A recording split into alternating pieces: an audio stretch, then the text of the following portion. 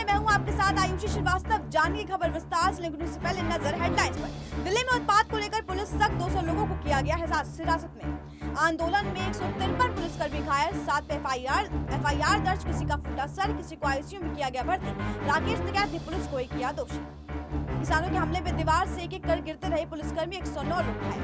Tractor पलटने के बाद जिंदा था किसान, प्रदर्शनकारी अस्पताल नहीं ले गए, न पुलिस को ले जाने दिया। टाइम्स नाउ का बड़ा खुलासा। 26 जनवरी के दिन पाकिस्तान जिंदाबाद और कश्मीर वापस लेंगे लगे नारे। अरशद इमरान समेत 5 लोग गिरफ्तार। लाल किले में देर तक सहमे छिपे रहे 250 बच्चे, हिंसा के दौरान 109 पुलिसकर्मी घायल। 55 एलएनजेपी अस्पताल में भर्ती। कांग्रेस सांसद का बड़ा दावा, दिल्ली बवाल के पीछे खालिस्तानियों का हाथ, 3 दिन पहले ही बनी थी योजना। बीजेपी ने कहा किसानों ने लाल किला अपवित्र किया, कांग्रेस ने दिलाई दुर्योधन के अहंकार की याद। मुख्यमंत्री शिवराज सिंह चौहान का बड़ा ऐलान, किसानों के खातों में डाले जाएंगे 400 करोड़ रुपए। अब बिहार में सत्ताधारी नेता भी सुरक्षित नहीं, बीजेपी प्रवक्ता अफसर शमशी को दिन दहाड़े गोली मारकर हत्या, नीतीश के सुशासन को पूरी चुनौती। अब खबरें विस्तार से। कृषि कानून के खिलाफ राष्ट्रीय राजधानी दिल्ली में गणतंत्र दिवस पर शांतिपूर्ण ट्रैक्टर रैली के दौरान हुए बवाल के बाद दिल्ली में कड़ी सुरक्षा है। किसानों की ट्रैक्टर रैली के दौरान हुई हिंसा के संबंध में दिल्ली पुलिस ने अब तक 22 प्राथमिक दर्ज किए हैं। इसमें से ईस्टर्न रेंज में 5 एफआईआर दर्ज की गई है। आपको बता दें, आज भी दिल्ली में कई रास्ते बंद किए गए हैं। किसान संगठन आज भी प्रेस कॉन्फ्रेंस करेगी। वहीं किसान नेता राकेश टिकैत का कहना है कि बड़ी तादाद में किसान सांसद मार्च नहीं करेंगे। चुनिंदा प्रतिनिधि अपने मांगों का ज्ञापन लेकर पैदल मार्च करते हुए संसद तक जाएंगे। वहीं दिल्ली पुलिस ने 26 जनवरी के दिन निकाली गई ट्रैक्टर रैली के दौरान दिल्ली के कई इलाकों में हुई हिंसा में 200 लोगों को हिरासत में लिया है। वहीं जल्द ही इन्हें गिरफ्तार भी कर लिया जाएगा। बता दें, कल ही ट्रैक्टर रैली में हुई हिंसा के बाद कांग्रेस के पूर्व अध्यक्ष राहुल गांधी ने आज एक ऐसा ट्वीट किया जो किसानों और सरकारों दोनों के लिए है। उन्होंने इशारों में कहा कि किसानों से विनम्रता रखने और सरकार से कृषि कानून पर वापस लेने की बात कही। राहुल ने ट्वीट किया कि विनम्र तरीके से आप दुनिया हिला सकते हैं। महात्मा गांधी एक बार फिर मोदी सरकार से अपील की है कि तुरंत कृषि विरोध कानून वापस लिए जाए। 26 जनवरी को गणतंत्र दिवस पर किसानों की ट्रैक्टर रैली में हुए बवाल के बाद वहीं दिल्ली ने पुलिस में 10 धाराओं के साथ केस दर्ज किया है। इनमें डकैती की धाराएं भी शामिल हैं। दिल्ली पुलिस ने आईपीसी सेक्शन 395, 397 और डकैती, मौत या शिकायत पर चोट 120 बी और अन्य धाराओं के तहत एफआईआर दर्ज की है। वहीं पुलिस ने मामले में 22 एफआईआर अब तक दर्ज की है। अब दूसरी खबर विस्तार से। दिल्ली में गणतंत्र दिवस के मौके पर किसान प्रदर्शनकारियों ने जिस तरह से शर्मतंत्र का प्रदर्शन किया, उस अराजकता की वीडियो, एक तस्वीर दुनिया भर में भारत का नाम खराब कर रही है। अब दिल्ली पुलिस ने इन मामलों को लेकर 7 एफआईआर दर्ज की है। आपको बता दें, दिन भर चले हिंसा के इस खेल में 153 पुलिसकर्मी घायल हो गए हैं। किसानों ने जगह जगह पुलिस के साथ झड़प की, जिसमें ये घायल हुए।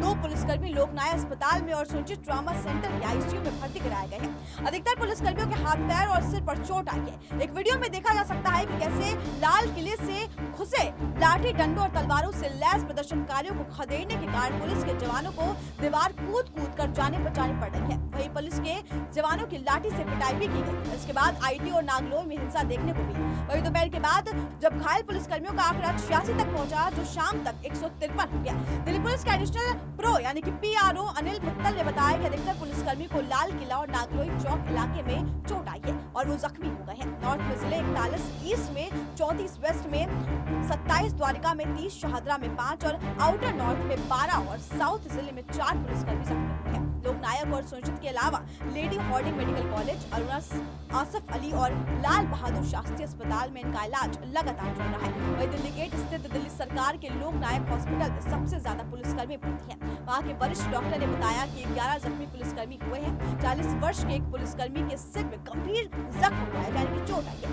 उन्हें आईसीयू में निगरानी के लिए रखा गया है। सीटी स्कैन की रिपोर्ट भी सामने आई है। उन्हें एक दिन और आईसीयू में रखा जाएगा। वहीं सूचित में 58 पुलिसकर्मी भर्ती हुए हैं, जिनमें से कई डिस्चार्ज भी हो गए हैं। अब तीसरी खबर विस्तार से। किसान प्रदर्शनकारियों द्वारा दिल्ली स्थित लाल किले पर पुलिस पर किए गए हमले का एक वीडियो सामने आया है। समाचार एजेंसी एनआई द्वारा शेयर किए गए इस वीडियो में देखा जा सकता है कि किस तरीके से भीड़ द्वारा किए गए हमले से पुलिसकर्मी एक-एक कर लाल किले की दीवार से नीचे गिरते दिखाई दे रहे हैं। पत्रकार सुशांत सिन्हा ने ये वीडियो शेयर करते हुए ट्वीट किया कि सीए के बाद ये दूसरा मौका है जब देश की राजधानी जल रही है। देश का सिर शर्म से झुक रहा है और लोग पूछने पर मजबूर है कि गृह मंत्री क्या कर रहे हैं। तो अगर आप निंदा से जाग जाए तो कृपया करके कुछ एक्शन ले ताकि देश में कानून का राज है और पता चले। वही इस वीडियो में भी किसान प्रदर्शनकारियों को पुलिस का पीछा करते हुए उन्हें भागते हुए देखा जा सकता है। आपको बता दें, किसानों के समूह द्वारा लाल किले पर अपना झंडा फहराने के बाद गृह मंत्री अमित शाह ने दिल्ली में कानून और व्यवस्था की स्थिति को जायज लिया है। प्रदर्शनकारियों को अब पुलिस ने लाल किले क्षेत्र से हटा दिया है। हिंसा के कारण दिल्ली के कुछ हिस्सों में इंटरनेट सेवाएं भी निलंबित कर दी गई है। गणतंत्र दिवस की सुबह से ही दिल्ली की सीमाओं पर अराजकता और हाथापाई के दृश्य भी सामने आए थे। आपको बता दें, किसानों के समूह ने बैरिकेड्स और पुलिस चौकियों को तोड़ दिया था और राष्ट्रीय राजधानी में प्रवेश किया। वहीं पुलिस ने समूह को नियंत्रण में लाने के लिए दिल्ली के मुकरबा चौक नागलोई में आंसू गैस का इस्तेमाल किया। इसके अलावा आईटीओ अक्षरधाम में भी झड़प लगातार देखने को मिली। अब चौथी खबर विस्तार से। मंगलवार को गणतंत्र दिवस के मौके पर देश की राजधानी में घुसकर किसान प्रदर्शनकारियों ने दिन भर हिंसा की। इस दौरान एक प्रदर्शनकारी की मौत हो गई। वहीं ट्रैक्टर से स्टंट मारते हुए पुलिस से बैरिकेडिंग तोड़ दिया गया, लेकिन अपनी ही ट्रैक्टर पलटने के कारण खुद उसके नीचे आ गया। अब टाइम्स नाउ की एक खबर में बताया गया है कि जोशी ने इस घटना को लेकर बड़ा खुलासा किया है। उन्होंने कहा कि इस महीने की शुरुआत में जब सुप्रीम कोर्ट इस मामले पर सुनवाई कर रहा था तो सीजीआई बोबड़े ने कहा था कि अगर कल कुछ गलत होता है तो उस खून की भागी हम लोग नहीं बचाना चाहते हैं। आज जो भी हुआ या कल जो भी हुआ, इन्हीं प्रदर्शनकारियों के हाथों पर लगा हुआ खून है। एक 24 साल के युवा किसान की मृत्यु हो गई और लोगों ने इसे पुलिस के अत्याचार के रूप में दुष्प्रचारित किया है, लेकिन वास्तविकता में जो हुआ वो बहुत कुछ कहता है। बता दें, टाइम्स नाउ की प्रियंका त्रिपाठी मौके पर मौजूद थी और उन्होंने अपनी आंखों से इस हादसे को देखा। उन्होंने देखा कि जब खून से लथपथ उस वक्त किसान को दिल्ली पुलिस वहां से निकालकर बचाने की कोशिश कर रही थी और अस्पताल लेकर जा रही थी, तब वहां मौजूद किसान प्रदर्शनकारियों ने ऐसा नहीं करने दिया। वहीं प्रज्ञा जोशी ने संवाददाताओं प्रियंका के हवाले ये खुलासा भी किया और ये भयावह वास्तविकता का करार दिया। टाइम्स नाउ की रिपोर्ट में प्रियंका को मौके पर मौजूद देखा जा सकता है और वो पूरे घटनाक्रम की कमेंट्री भी देखी जा सकती है। बता दें, इस दौरान उन्होंने दिखाया कि कैसे एक किसान प्रदर्शनकारी ट्रैक्टर पलट गई, जिसके बाद वो बेहोश हो गया। ट्रैक्टर से तेल निकलकर उस सड़क पर बह रहा था, लेकिन वहाँ ज्यादा से ज्यादा प्रदर्शनकारी जमा हो जाते हैं और वो सभी वहाँ से स्थिति भाजपा के दफ्तर के पास इकट्ठा हो जाते हैं। अब पांचवी खबर विस्तार से। गणतंत्र दिवस की पूर्व संध्या पर जहां पूरे देश में 26 जनवरी के लेकर खुशी का माहौल था, उस समय जयपुर भोपाल ट्रेन में पाकिस्तान जिंदाबाद और कश्मीर वापस लेंगे जैसे नारे लगाए जा रहे थे। इस घटना के बाद पुलिस ने 4 युवकों को गिरफ्तार किया है। आपको बता दें, पकड़े गए 4 युवक उज्जैन से अजमेर जा रहे थे। आरोपियों के खिलाफ आईपीसी की धारा 153 के तहत अंतर्गत कार्रवाई की गई है। बता दें, इसके तहत 3 साल की सजा का प्रावधान है। चारों आरोपियों की ट्रेन के अंदर बैठकर एक वीडियो भी सामने आई है। हालांकि इसमें वे नारे लगाते नहीं दिखाई दे रहे हैं। दैनिक भास्कर की एक रिपोर्ट के अनुसार सोमवार रात जयपुर भोपाल एक्सप्रेसवे उज्जैन जंक्शन से करीब 8:30 बजे छूटी थी। उसके बाद कोच नंबर D2 में कुछ युवकों को राष्ट्र विरोधी बातें करते सुना गया। जब अन्य यात्रियों ने इस पर आपत्ति जताई तो चारों युवक उनके साथ के लोग मारपीट पर आमादा हो गए। अब छठी खबर विस्तार से। दिल्ली में किसान ट्रैक्टर रैली का सबसे बुरा प्रभाव पुलिसकर्मियों पर पड़ा है। मंगलवार सुबह से हुई हिंसा में घायल पुलिसकर्मी की संख्या 109 हो गई है। दिल्ली पुलिस ने एक बयान जारी करते हुए कहा कि हिंसा में शामिल लोगों के खिलाफ कानूनी कार्रवाई की जाएगी।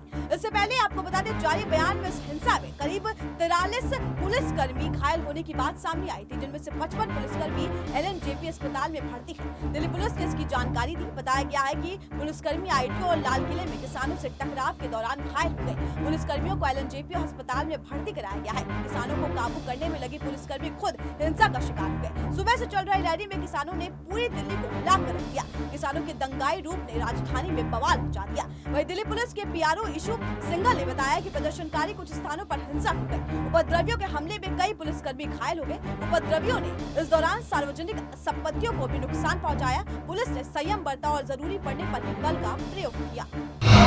अब सातवीं खबर विस्तार से। दिल्ली हिंसा पर पंजाब में सियासी घमासान जारी है। पंजाब से लुधियाना के कांग्रेस सांसद रवनीत सिंह बिट्टू ने दावा किया कि गणतंत्र दिवस पर हुई हिंसा के पीछे खालिस्तानियों का हाथ है। जी हाँ, बिट्टू का कहना था कि दिल्ली में जो कुछ हुआ उसकी योजना 3 दिन पहले ही बना ली गई थी। रवनीत सिंह बिट्टू ने कहा कि किसान आंदोलन के पीछे से खालिस्तान नेता दीप सिद्धू अपना एजेंडा चला रहा है। गणतंत्र दिवस पर उपद्रव और हिंसा की योजना भी दीप सिद्धू ने बनाई थी। रात को ही इसके लोगों ने किसानों के ट्रैक्टरों पर कब्जा जमा लिया था और शहर में घुस गए थे। फिर उसके लोगों ने अव्यवस्था फैलाई थी। वही सांसद बिट्टू ने कहा कि सरकार को इसकी सख्ती के साथ निपटना चाहिए। साथ ही उन्होंने किसान नेताओं पर भी अपील की कि वे ऐसे तत्वों से खुद को अलग करें।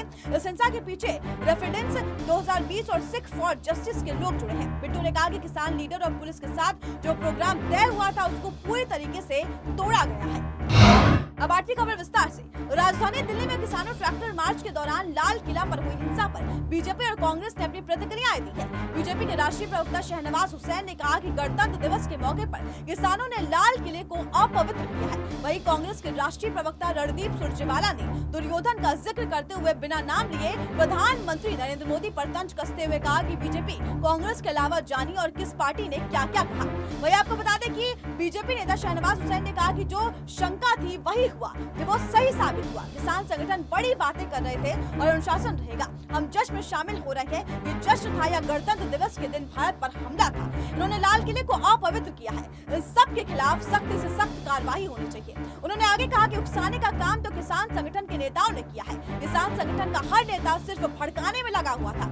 अब जब ये घटना घट गई है तब वे तरह तरह का ज्ञान दे रहे हैं। वही कांग्रेस प्रवक्ता रणदीप सुरजेवाला ने महाभारत का जिक्र करते हुए कहा कि महात्मा विदुर जैसे मित्र, कृपाचार्य जैसे राजगुरु, द्रोणाचार्य जैसे महारथी और भीष्म जैसे मार्गदर्शन के रहते हुए भी हस्तिनापुर का सर्वनाश कैसे हो गया, क्योंकि दुर्योधन के अहंकार के सामने सब मौन रहे और इस मौन की कीमत सबको चुकानी पड़ी थी। सोचा याद दिला दूं। गुजरात के कांग्रेस नेता हार्दिक पटेल ने कहा कि बीजेपी किसान आंदोलन को बदनाम करने के लिए किसी भी हद तक जाएगी।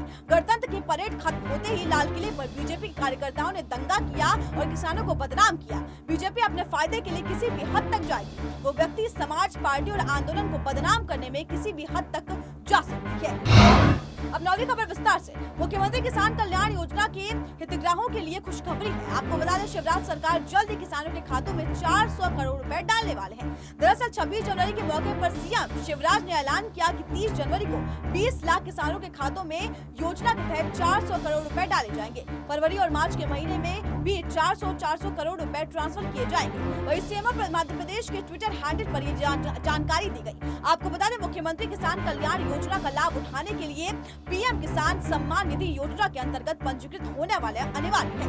मध्य प्रदेश सरकार द्वारा की गई इस किसान कल्याण योजना के अंतर्गत 2000 रुपए की 2 किश्त किसानों के सीधे खाते में पहुंचाई जाएगी। अब किसान सम्मान निधि योजना के 6000 और किसान कल्याण योजना के 4000 रुपए मिलाकर किसानों को प्रति वर्ष 10,000 रुपए की आर्थिक सहायता प्रदान की जाएगी। बता दें, इस योजना का मुख्य उद्देश्य मध्य प्रदेश के सभी किसानों को आय को बढ़ाना है। वही मुख्यमंत्री किसान कल्याण योजना के माध्यम से मध्य प्रदेश सरकार किसानों की आर्थिक सहायता करेगी, जिससे कि किसानों की आय में वृद्धि होगी। वही बता दें, इस आर्थिक सहायता की वजह से कर्ज में डूबे किसानों को भी काफी सहायता प्राप्त होगी। इस योजना को पीएम मोदी किसान सम्मान निधि से जोड़ा गया है, जिससे कि पीएम किसान सम्मान निधि योजना के सभी लाभार्थियों को इस योजना के अंतर्गत कवर किया जा सकेगा। अब 10वीं खबर विस्तार से।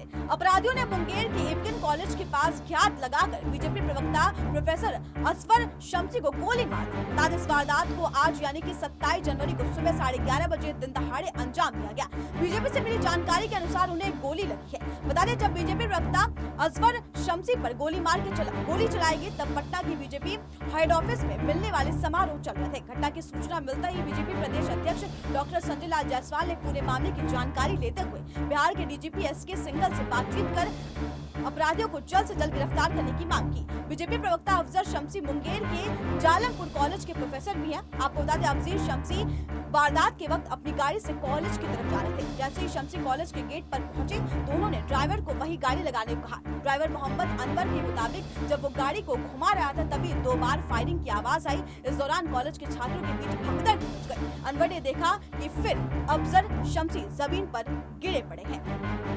खबरों को विस्तार में इतना ही। आप देखते रहिए एसपीएन 9 न्यूज़।